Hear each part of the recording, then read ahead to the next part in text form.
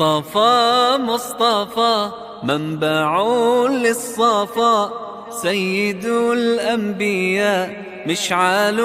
في الوفاء، كان في عطفه لليتامى دفا، حن قلبي له فاض شوقا إليه، ليس أرجو سوى شربة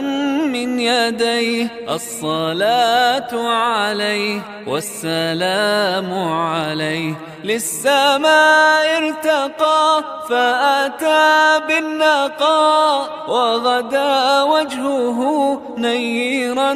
مشرقا، كان من عفوه